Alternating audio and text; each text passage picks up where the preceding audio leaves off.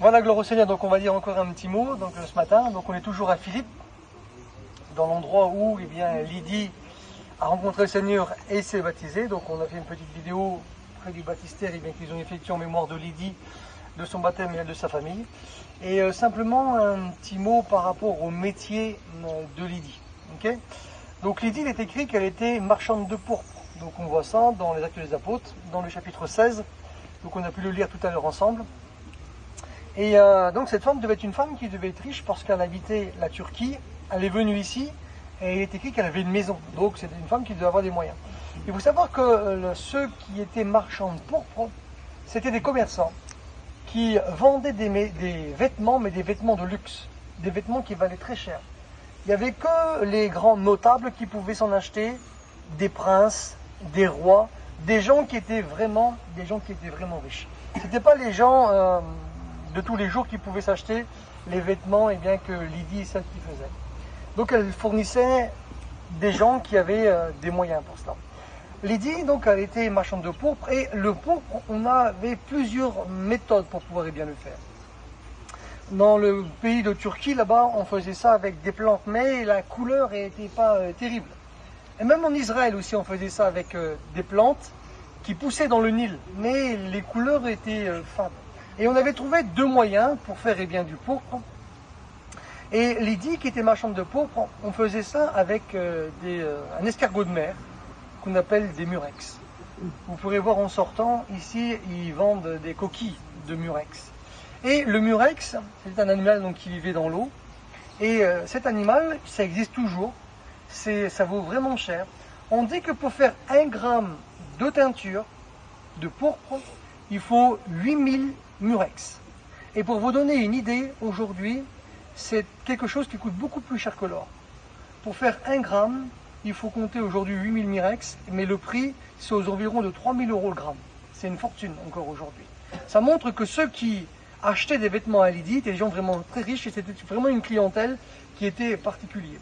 Et on pouvait faire du pourpre bleu et du pourpre rouge. Comment on faisait pour faire du pourpre bleu et du pourpre rouge? Eh bien, ça vient toujours du même animal, mais comme on écrabouille cet animal et qu'on le tue en fin de compte, eh bien, il va sécréter un liquide. Et cela, si on l'expose au soleil, on aura du pourpre bleu. Si on le met à l'ombre, on aura du pourpre rouge. C'est comme ça qu'on faisait les teintures à l'époque de Lydie, et c'est comme ça qu'elle faisait. Maintenant, comme on va en Israël, on a aussi une autre méthode. Nous, ce qui nous intéresse, c'est de se rapprocher à l'Écriture et à la Bible. Comme on va en Israël, on a aussi une autre méthode. On a une méthode où on peut trouver donc ces escargots dans la mer, mais aussi on pouvait faire du pourpre avec un animal terrestre. Cet animal terrestre, c'est un ver. Et c'est un ver, et le nom de ce ver-là, il s'appelle Tola. Et donc le Tola était celui qui va sécréter aussi une substance rouge qu'on prend, et on arrive à teinter des vêtements et à faire aussi du pourpre rouge, et on arrivait à faire exactement les mêmes vêtements. Ce qui est intéressant pour nous, les marchands de pourpre, c'est que ça se rapporte aussi à la Bible. Et comme on le lit dans la Bible, on ne fait pas forcément attention, mais je vais vous l'expliquer et vous allez voir combien que ça a une grande similitude avec le Seigneur Jésus. On fait une lecture ensemble dans l'Ancien Testament, dans le livre des psaumes. On va lire un psaume qui est bien connu, c'est un psaume de David, et c'est le psaume 22. On ne va pas faire toute la lecture, mais simplement quelques passages qui nous intéressent. Il est écrit au verset 1er, au chef des chantres, sur biche de l'aurore, psaume de David. Il dit verset 2, « Mon Dieu, pourquoi m'as-tu abandonné ?» Souvenez-vous que ces paroles, c'est les paroles que Jésus est celui qui a prononcées à la croix, dans l'évangile de Matthieu, dans le chapitre 27 et le verset 46, c'est exactement ces paroles que Jésus a prononcées. Et voici que David, qui était un prophète, est celui qui va décrire les paroles mêmes qui vont sortir de Jésus, aussi ce qui va entourer la crucifixion, et la crucifixion elle-même, alors que là, on est 1000 ans avant la réalisation par Jésus. Voici qu'il est écrit, verset 7, « Et moi je suis un ver et non un homme, l'opprobre des hommes et le mépris du peuple.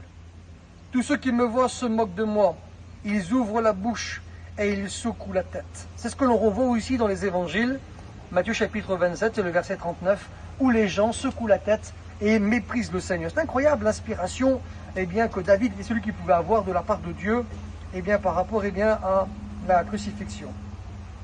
Verset 15, tous mes os se séparent, ma force se dessèche comme l'argile et ma langue s'attache à mon palais parce qu'ils avaient une extrême soif. Il est écrit, car des chiens m'environnent, une bande de scélérats rôde autour de moi. Ils ont percé mes mains et mes pieds, je pourrais compter tous mes os. Eux, ils m'observent et ils me regardent. Ils se partagent mes vêtements et ils tirent au sort ma tunique. C'est exactement ce qui est écrit dans Matthieu chapitre 27 et le verset 35. C'est incroyable l'inspiration. Comme David est celui qui va être inspiré, il faut savoir que la crucifixion n'existe pas à l'époque de David. On est 1000 ans avant la réalisation de Jésus. Il faut savoir que le plus loin où on monte, où on a réussi à trouver les peuples qui pratiquaient la crucifixion, c'est les Carthaginois. Des fois, on voit des films où il est question de Carthage. Et les Carthaginois pratiquaient la crucifixion, c'est à eux qu'on remonte le plus loin. Les Grecs aussi pratiquaient la crucifixion, ainsi que les Romains, mais les Romains vont améliorer la crucifixion. Ce qui est incroyable, c'est que David est celui qui va dire on va percer ses mains et on va percer ses pieds, alors qu'à son époque, la crucifixion est celle qui n'existe pas. C'est vraiment un psaume prophétique extraordinaire qui a été accompli dans la personne de Jésus. Ce qui nous intéresse à nous par rapport au travail de Lydie, qui était marchande de pourpre, c'est le verset 7, qui est écrit dans le psaume 22, où on le relit ensemble, est écrit « Et moi, je suis un ver, et non un homme, l'opprobre des hommes et le mépris du peuple. » Comme il est question qu'il ait dit « Moi, je suis un ver », comme nous, on pense à un ver, on pense à quoi? On pense à un ver de terre. C'est à ça qu'on pense. Quand on lit le texte, on pense à ça en général. Un ver de terre. Mais c'est pas ça. Dans le texte hébreu, quand il est écrit « Je suis un ver », David, dans son inspiration, et qui lui envoie est vraiment inspiré parce qu'il décrit les paroles de Jésus à la croix, ce qui entoure la croix qui secoue la tête, qui le méprise, ses mains et ses pieds qui sont percés. Et voici que l'inspiration pousse David à dire que Jésus, il est comparé à un ver, et c'est le mot tola qui est utilisé dans le texte hébreu. Pourquoi c'est intéressant?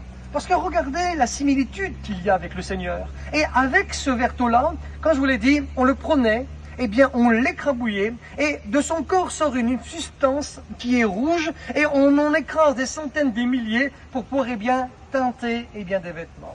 Voici que le ver tola a une particularité, c'est que, voici que ce ver, comme il était celui qui voulait donner la vie, il était celui qui devait s'attacher, il s'attachait à un bois.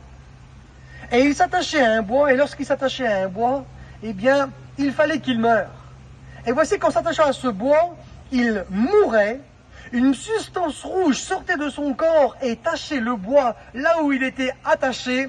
Et dans sa mort, il était celui qui donnait la vie. Et on s'en servait pour teindre les vêtements. J'aimerais vous dire que dans l'inspiration divine, c'est exactement ce que le Seigneur Jésus est celui qui va faire. Voici que Jésus, il a été comme le ver tola.